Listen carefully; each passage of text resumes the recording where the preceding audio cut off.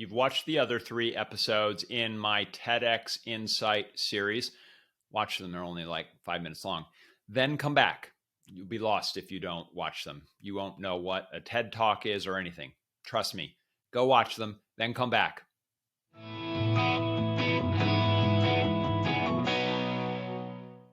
Welcome to Every Day a New Thought. I'm Thor Chalgren, and I am in the 4th episode of my series on my experience of getting and giving a TEDx talk.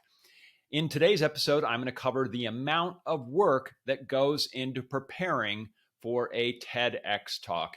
And as I've said before, this is my experience. There may be many different ways. Of course, there are many different ways of how people get a talk, give a talk, what their experience is like. I'm going to share today what's worked for me, mostly because a lot of people have been asking me about it and curious about my experience. So I wanted to document it while it is still fresh in my memory. So this is part 4 of the series on how to get a TEDx talk and how to give a TEDx talk.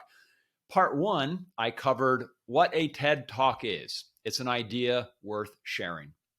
In part 2, I talked about how do you craft that idea? What's the one way that you can think about a TED Talk idea that helps you shape it and make it intriguing and make it something that people want to hear?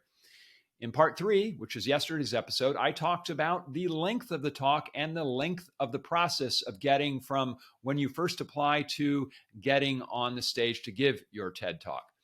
So today, I'm going to talk about how much work goes into preparing for a TEDx talk. And I'll just say a lot of work. Thank you for coming to my TED Talk. As an aside, I did have that joke in a draft. I don't recommend it. I knew it was something I'd probably cut out. There was something I said at one point, and then I said, thank you for coming to my TED Talk. And in speaking with a coach about that, I said, I bet that's probably not a joke I should put in because they've seen it a million times, right? And he said, oh, yes. So don't ever put that in your talk. It might be funny elsewhere, but it's not funny in a TEDx talk. But yes, a lot of work goes into the process of preparing for your TEDx talk. I probably had dozens of drafts of mine. In fact, I think as I look over at my desk, I have a stack of paper this thick of all the drafts, the notebooks, the printed out drafts. I have a notebook with all my ideas and brainstorms, the things that occurred to me along the way. There are stories in early drafts that didn't make it to later ones, things I cut out. I took stories, I moved them around, I cut things down, I truncated stories.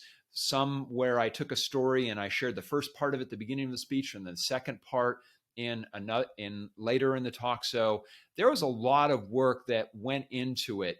I gave the talk to groups like my Toastmasters Club and I got their feedback on it. I gave it to friends and family.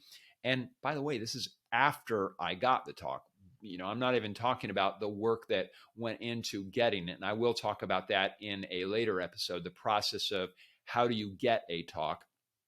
But before I got it, I knew what the conference theme was, and I knew that I had an idea that I wanted to talk about. So that process for me probably was maybe about a month or so of exploring the idea and just jotting down all sorts of ideas. And when I would, then ideas and phrases would come to me and I'd say, oh, I got to put that phrase in the talk.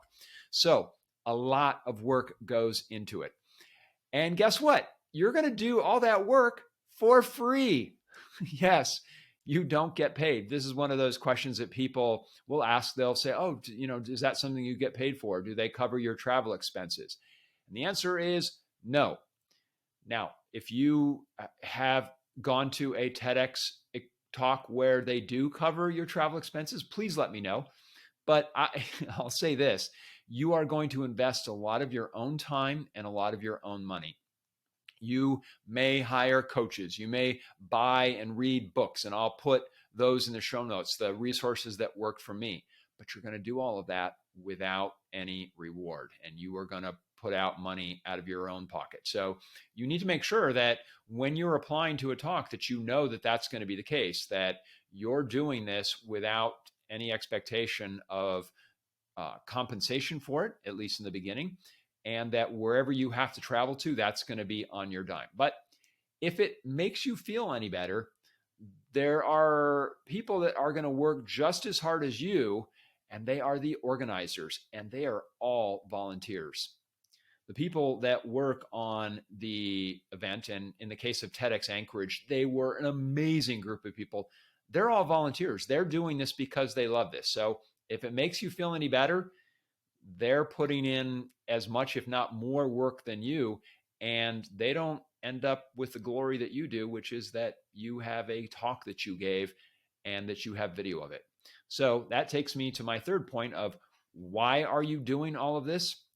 Well, hopefully it's because you have an idea that you care about, one that is worth sharing, something you are passionate about, and you want the world to know about it. And also, there is the benefit that forever you will be able to say that you gave a TEDx talk, and that will always make you unique. A lot of people know what a TED talk is, what a TEDx talk is. So imagine having that accomplishment. That's going to be a big deal.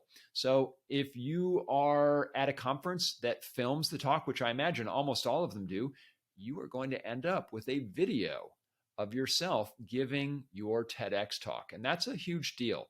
That's something that whatever line of work you're in, whatever business you're in, that's going to separate you from a lot of people because you did something that's not easy to do, that not everyone can do, and you have proof that you did it. So yes, it is a lot of work and you don't get paid. But I'll say this, you will end up with one of the all-time great LinkedIn bio references, TEDx speaker. That's the episode for today. I hope you enjoyed this. If you did, please subscribe, and I will see you in tomorrow's episode where I talk about my experience of landing a TEDx talk, what process I went through to get my talk. Until then, thanks for watching.